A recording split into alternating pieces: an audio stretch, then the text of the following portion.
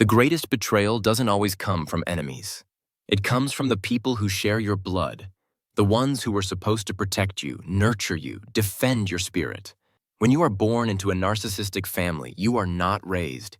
You are weaponized, manipulated, used. And yet, society romanticizes family so much that you're expected to remain loyal, even to those who poison you. But Machiavelli would offer no such illusion.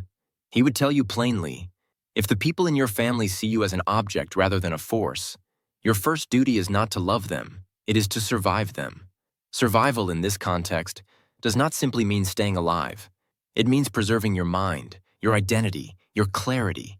Because a narcissistic family doesn't just attack you directly, they shape your entire reality to serve themselves. They rewrite your memories. They distort your emotions. They convince you that love is conditional and worth is something you earn by abandoning yourself. They train you to doubt your instincts and shame your independence. And then, when you start to grow teeth, they call you ungrateful for biting back. Machiavelli would not tell you to forgive them. He would tell you to study them, coldly, strategically, like enemies at court. Because in his world and in yours, power is not given. It is taken, often from those who taught you to stay small. Your survival begins the moment you stop trying to fix the family and start understanding it like a machine. Predictable, self-serving, emotional only when it serves their dominance. That is when you stop being prey. That is when you begin to maneuver. The first Machiavellian principle for surviving a narcissistic family: detach emotionally, observe relentlessly. You were trained to personalize everything. Every outburst, every guilt trip, every cold shoulder was presented as your fault. You internalized their chaos. But Machiavelli would advise you to flip the lens. Stop asking, why are they treating me like this? And start asking, what do they gain from treating me like this? Once you ask that question, you start to see patterns. You realize the anger isn't random, it's a control tactic. The silence isn't distance, it's punishment. The praise is a leash. Every gesture is calculated. So you stop reacting and you start recording. You watch how they operate. You learn their triggers, their cycles, their manipulation styles. You stop playing the role they wrote for you, scapegoat, golden child, peacekeeper, and start playing your own game. You give them less of what they expect and more of what confuses them.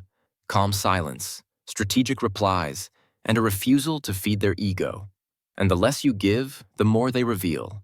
Like any manipulator, when denied their usual fuel, they panic. And in that panic, they show their hand. The second principle, do not seek justice, seek advantage. Justice in a narcissistic family is a myth. You will not be vindicated. You will not hear the apology you deserve. You will not get the closure you crave. They don't play by rules, they rewrite them. And the more you fight for fairness, the more power you hand them. Machiavelli would warn you, do not waste energy trying to win a moral battle against people who do not recognize morality unless it benefits them. Instead, shift focus to advantage. What do you need to do to reclaim your independence? What boundaries must be enforced, even if it causes drama? What leverage do you have that they don't expect you to use? This may mean going silent for weeks. It may mean smiling while collecting your options. It may mean playing the loyal child while quietly planning your exit. Survival isn't always dramatic. Sometimes it's subtle, strategic, masked. You let them underestimate you while you build the version of yourself that doesn't answer to their chaos. Because Machiavelli didn't believe in fairness, he believed in results. And the result you seek is freedom. Third principle, master the art of controlled distance. Narcissists feed on proximity. The closer you are, the easier it is to infect your mind, rewrite your reality, control your reactions. They love the access. They love being able to call you whenever they want, demand your time, triangulate your relationships. But Machiavelli would say, access is power, and power must be rationed. You do not need to announce your distance. You do not need to have a dramatic confrontation. That's what they want, fuel for their narrative. Instead, you simply become harder to reach. Not in panic, not in guilt, in control. You create gaps between their demand and your response. You stop volunteering your inner world. You become emotionally opaque. You give them only what you choose to give. And over time, they lose grip. Because narcissistic control relies on chaos, immediacy, and emotional hooks. When you remove those, the machine malfunctions. They will escalate. They will panic. They will smear. Let them. That's part of the process. Your job is not to convince them you're still a good child. Your job is to become so self-contained that their opinion no longer has leverage. And that leads to the fourth principle. Use their predictability to build your escape. Narcissists are manipulative, yes, but they are also repetitive. Their patterns are deeply ingrained. If you study them long enough, you will be able to predict every move before it's made. And prediction is power. You know when the guilt trip is coming. You know when they'll use a birthday to reel you back in. You know when they'll flip from rage to weird family nostalgia. Machiavelli would tell you, use that. Plan your moves around it. Time your exits. Anticipate their smears. Prepare your silence. You are not reacting anymore. You are orchestrating. You are no longer shocked. You are sharpening. This is how you outgrow a narcissistic family without wasting another decade trying to fix what was designed to stay broken. You are not the savior. You are the one who escapes. Quietly. Completely. There will be grief. That's the final lie you'll have to bury. The belief that if you could just love them better, they would change. Machiavelli would rip that belief from your hands and hand you a mirror instead. Look here, he would say. This is the one who can change. The one with awareness. The one with motive.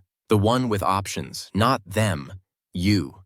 And in that reflection, you will see something emerge. Not just a survivor. Not just a fighter. But a strategist. A force. Someone who has turned generational manipulation into generational clarity. Someone who has become, by choice, what their family never wanted them to be. Independent, unpredictable, and free. You do not owe your family access to your destruction. You owe yourself the right to rise, even if that means walking away in silence, even if they call you cold, even if they call you disloyal. Because if loyalty to them requires the death of your mind, your voice, your purpose, then betrayal is survival. And Machiavelli would approve. The most dangerous illusion a narcissistic family creates is the illusion of obligation. That you owe them, that your existence belongs to them, that your success must be shared, your choices must be approved, your identity must be shaped around their comfort. They plant this seed early, through guilt, through entitlement, through emotionally loaded phrases like, after everything we've done for you. But Machiavelli would see through this instantly. He would tell you, obligation is a weapon, and if you don't break it, it will be used to control you until your last breath. There is no power without autonomy, and there is no autonomy until you burn the invisible contracts they forced you to sign. Contracts that say, I must remain loyal even when it costs me everything. A narcissistic parent doesn't want your growth. They want your orbit. They want you spinning around them, feeding their ego, maintaining their narrative. If you grow too fast, they'll shrink you. If you gain insight, they'll shame you. If you gain distance, they'll guilt you. So the only way to win is to become someone they can no longer reach. That doesn't mean becoming cruel. It means becoming unavailable, not emotionally volatile, emotionally blank, not constantly defending yourself, strategically disengaged.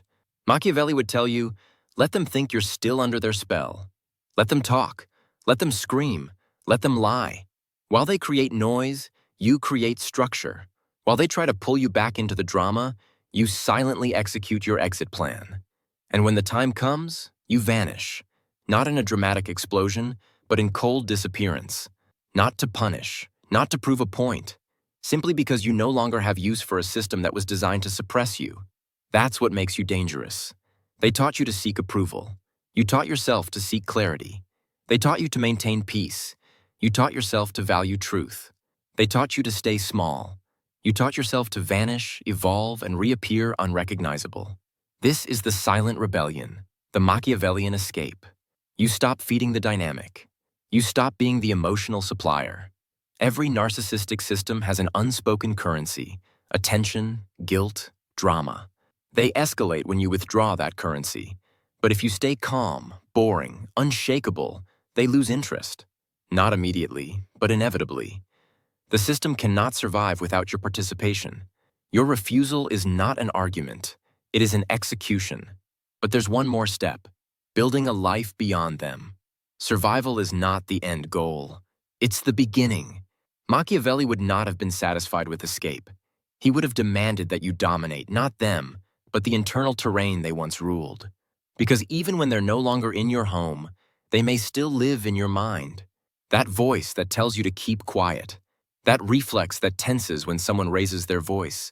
That fear of being seen as too much. These are the ghosts they left behind. And your real victory comes when you start to evict them one by one. You begin by creating spaces where you are not tolerated, but celebrated.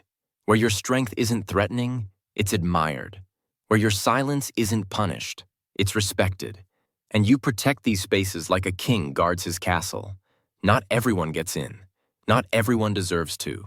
You create new rules. Your rules. No guilt for having boundaries. No tolerance for emotional blackmail. No contact with people who see your healing as betrayal. And here's the irony. When you finally start building that life, your narcissistic family will feel it, even in your absence.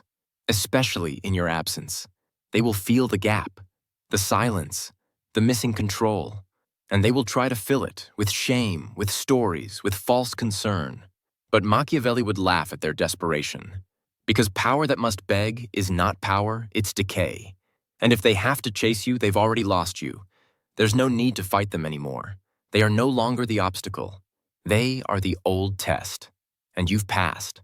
So now, you look forward. You take your strategic detachment, your trained eye, your healed instincts, and you apply them to every room you enter. You recognize manipulation before it unfolds. You sense power dynamics before others even notice they exist. You know what it means to be loyal to people who are loyal to no one.